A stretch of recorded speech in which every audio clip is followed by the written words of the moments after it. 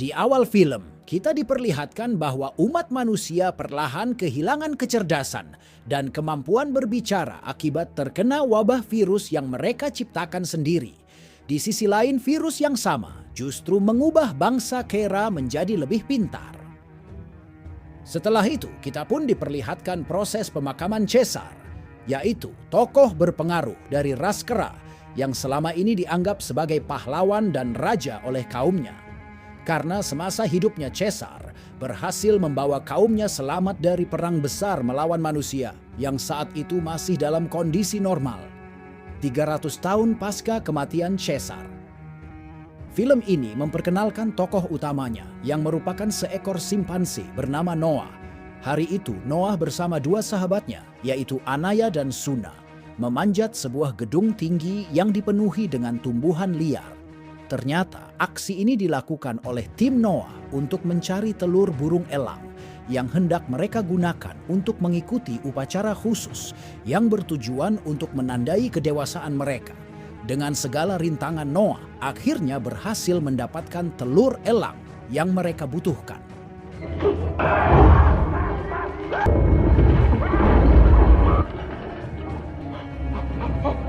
Noah kemudian kembali ke kuda mereka yang berada tak jauh dari sana. Di momen ini, Noah mendapati bahwa selimut kecil yang ada di kuda miliknya tiba-tiba menghilang, sehingga Noah menduga bahwa ada seseorang yang mencurinya. Tak lama berselang, Noah melihat ada sosok yang bergerak di balik semak-semak. Curiga sosok itu adalah pencuri selimut. Mereka mengejarnya sampai mendekati sebuah terowongan yang mengarah ke sebuah lembah. Tetapi karena lembah itu sebagai tempat terlarang, akhirnya Noah hanya mengambil selimut yang ditinggalkan oleh pelaku, yang menurut indera penciumannya adalah manusia. Setelah itu Noah kembali ke tempat tinggal mereka. Ternyata klan Noah dijuluki sebagai klan elang karena tradisi unik mereka dalam membesarkan dan melatih elang. Tak lama kemudian Noah menemui ibunya yang bernama Dar. Di sini Dar merasa lega karena putranya berhasil pulang dengan selamat dan membawa telur elang yang dibutuhkannya. Noah akhirnya menemui ayahnya yang bernama Koro, yang ternyata merupakan ketua klan. Di momen ini terungkap bahwa Koro adalah ahli elang karena ia berhasil melatih beberapa elang sekaligus. Di malam harinya, Noah melihat sesosok penyusup yang masuk ke dalam pemukiman klannya. Namun pada akhirnya penyusup itu berhasil kabur ke dalam hutan. Noah lalu mendapati bahwa telur elangnya telah pecah akibat ulah si penyusup. Meski saat itu sudah larut malam, Noah nekat mencari telur elang yang baru demi bisa mengikuti upacara bersama dua sahabatnya. Dalam perjalanannya, Noah menemukan seorang anggota klannya dibunuh oleh pasukan kera jahat yang dipimpin oleh seekor gorila bernama Silva. Sambil bersembunyi, Noah memberanikan diri untuk mengamati pasukan Silva. Meskipun itu sangat membahayakan keselamatannya, saat Noah sedang fokus mengamati, kuda tunggangannya yang ia tinggalkan tiba-tiba muncul di lokasi dan akhirnya dikejar oleh pasukan Silva. Karena kudanya mengetahui jalan menuju tempat tinggal klannya, Noah pun langsung berlari secepat mungkin agar ia bisa memperingatkan klannya sebelum pasukan Silva datang. Namun sesampainya di lokasi ternyata pasukan Silva sudah ada di sana dan membakar seluruh rumah milik klan elang. Noah lalu mendapati bahwa ibunya dan kedua sahabatnya ditangkap oleh pasukan Silva. Noah akhirnya berhasil melarikan diri dan langsung pergi untuk menyelamatkan sang ayah. Celakanya ayah Noah saat itu sedang dihajar oleh Silva. Mengetahui ini, Noah langsung berjuang sekeras mungkin untuk menghentikan Silva. Namun Silva tetap menguasai keadaan hingga akhirnya ia berhasil membunuh Koro. Keesokan harinya Noah akhirnya bisa kembali sadar. Setelah semalam ia sempat pingsan. Saat memeriksa keadaan, Noah mendapati bahwa desanya telah hancur akibat serangan pasukan Silva. Begitu menemukan mayat ayahnya, Noah akhirnya menguburnya di tempat yang layak sebagai bentuk penghormatan terakhir untuk sang ayah. Setelah itu Noah akhirnya menyusuri terowongan menuju lembah terlarang. Karena di tempat itu ia menemukan banyak jejak kaki anggota klannya. saat di perjalanan Noah bertemu dengan seekor orang utan yang bernama Raka. Di sini Raka awalnya akan menyerang Noah karena mengira ia adalah anak buah Silva. Namun begitu Noah menjelaskan identitasnya dan kejadian tragis yang menimpa klannya, Raka akhirnya batal menyerang dan bercerita bahwa temannya juga dibunuh oleh pasukan Silva. Tak lama berselang Noah sempat melihat gambar manusia zaman dahulu yang sangat bertolak belakang dengan kondisi mereka saat ini.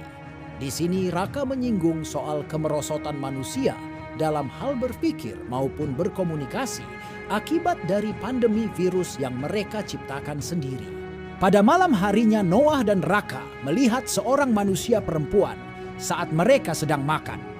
Raka lalu berhasil memancing manusia ini keluar dari persembunyiannya dengan cara memberinya sedikit makanan.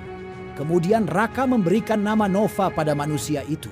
Raka akhirnya menyimpulkan bahwa kondisi Nova berbeda dari manusia pada umumnya karena tingkah lakunya menandakan bahwa ia masih memiliki akal.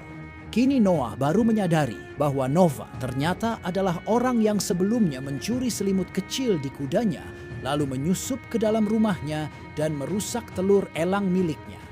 Keesokan harinya Raka memutuskan untuk menemani perjalanan Noah untuk mencari sang ibu. Karena simpati melihat kondisi Nova, Raka akhirnya juga mengajaknya pergi. Di tengah perjalanan tim Noah tak sengaja menemukan kelompok manusia yang lebih menyerupai makhluk primitif akibat kemerosotan yang mereka alami. Tak lama mereka melihat pasukan Silva muncul dan menyerang kelompok manusia tadi.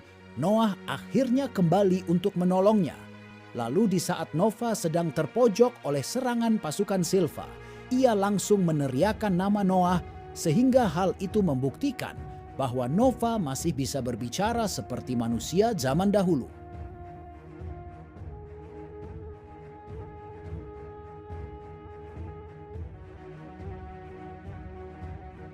Singkat cerita, Noah akhirnya berhasil menyelamatkan Nova berkat bantuan dari Raka.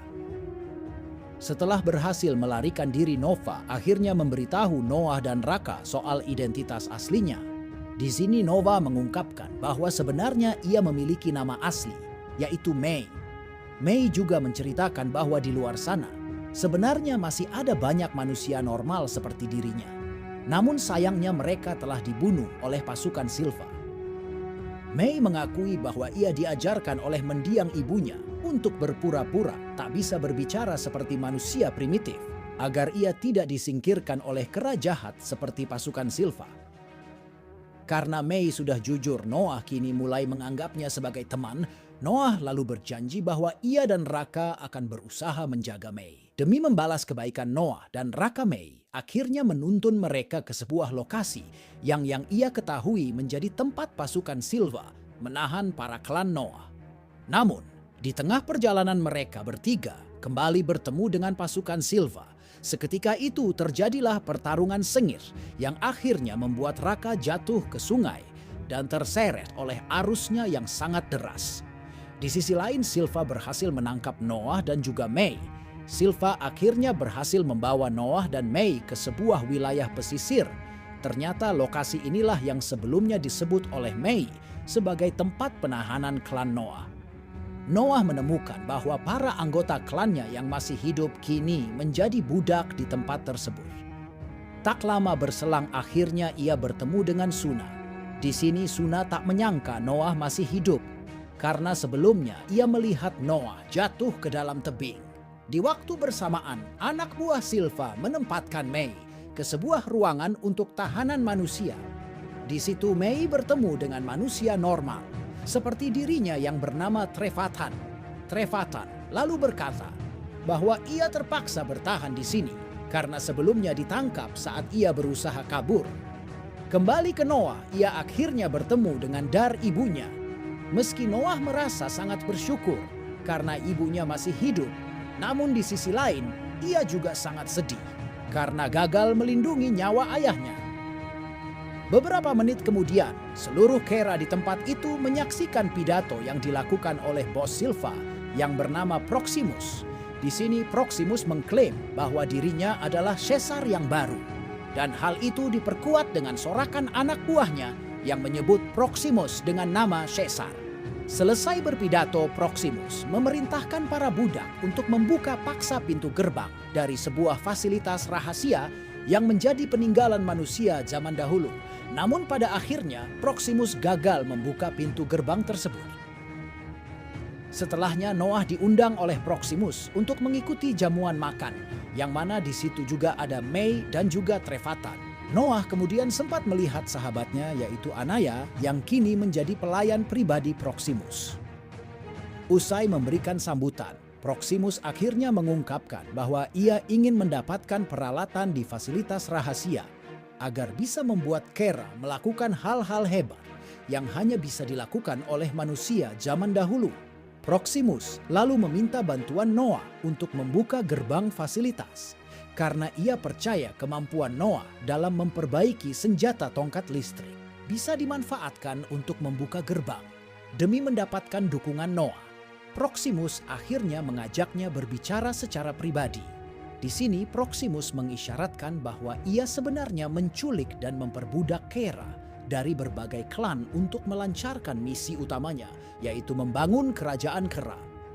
Selesai bertemu dengan Proximus, Noah mendapatkan nasihat dari ibunya agar ia belajar menerima kenyataan pahit bahwa klannya kini harus tunduk kepada Proximus. Namun Noah tak mau mengikuti nasihat sang ibu karena sejak awal ia sudah berjanji pada dirinya sendiri untuk membebaskan klannya sebagai penebusan atas kegagalannya melindungi nyawa sang ayah. Beberapa jam kemudian, Noah menemui May yang saat itu sedang membutuhkan bantuannya. Di sini May membenarkan perkataan Raka bahwa manusia dan para kera memang hidup berdampingan pada zaman dahulu, namun hancur sejak terjadinya pandemi virus yang diciptakan oleh manusia sendiri. May akhirnya mengatakan bahwa peralatan yang selama ini ia butuhkan adalah sebuah buku istimewa yang dapat memulihkan kemampuan berbicara manusia. Noah akhirnya mau membantunya karena di sisi lain ia juga membutuhkan bantuan May untuk membebaskan klannya. Setelah itu, Noah akhirnya berhasil meyakinkan Suna dan Anaya untuk membantunya membebaskan klan mereka. Misi ini akhirnya dimulai saat tim Noah mengikuti strategi dari May untuk diam-diam memasang peledak di sekitar bendungan air laut yang mengelilingi pemukiman kekuasaan Proximus dan fasilitas. Jika waktunya sudah tepat, peledak ini akan diaktifkan untuk menghancurkan bendungan dan pemukiman Proximus. Di situasi itulah yang nanti akan dimanfaatkan oleh Noah untuk membebaskan para klannya.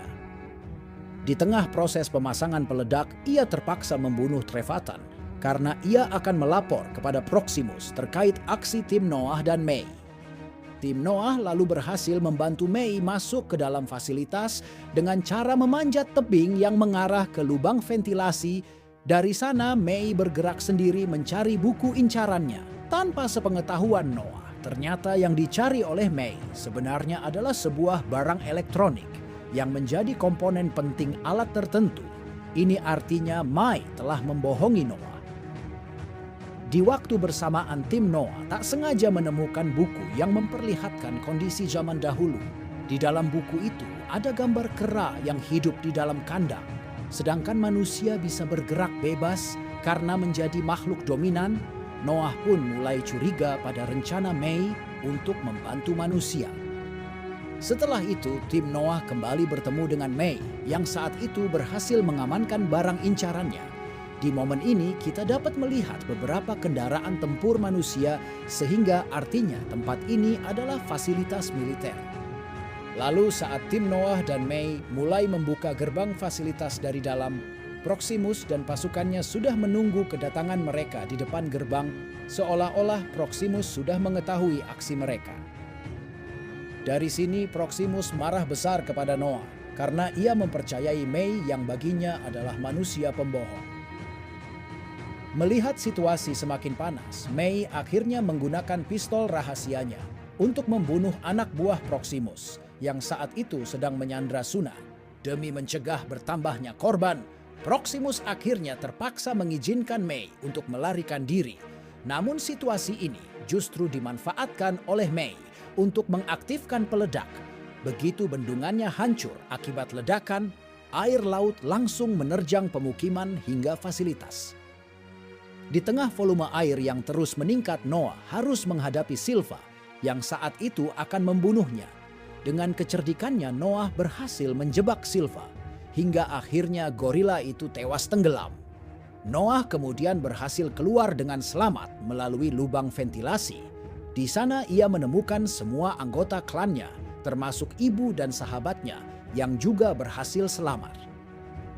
Tak lama berselang Proximus muncul dan langsung menghajar Noah karena menjadi pengkhianat. Di tengah situasi ini, Noah melihat kawanan elang yang selama ini setia mengikuti klannya. Dengan cerdik, Noah melantunkan lagu khas dari klannya yang selama ini digunakan untuk memerintahkan para elang. Aksi Noah itu pun langsung diikuti oleh para anggota klan sehingga kawanan elang langsung menyerbu Proximus hingga akhirnya ia jatuh dari tebing.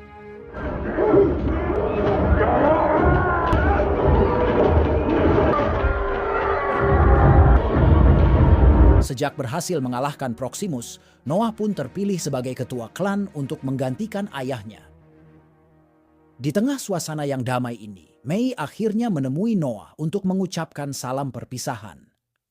Noah akhirnya memberikan kalung simbol Caesar milik Raka kepada May untuk menunjukkan bahwa ia akan tetap baik padanya, meskipun May sedang merencanakan perlawanan manusia untuk merebut kembali dunia mereka.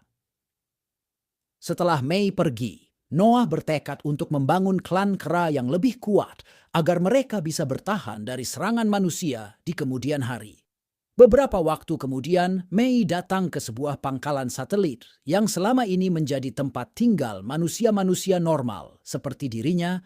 Di sana May menyerahkan barang elektronik yang diambil dari fasilitas kepada seorang perempuan penghuni di tempat itu. Barang ini lalu dimanfaatkan oleh tim teknisi untuk kembali mengaktifkan satelit hingga akhirnya mereka berhasil melakukan kontak dengan manusia normal lainnya. Sementara itu, Noah mulai memikirkan strategi agar klannya mampu menghadapi perlawanan manusia yang kemungkinan besar akan terjadi pada suatu saat nanti. Dan film pun akhirnya selesai.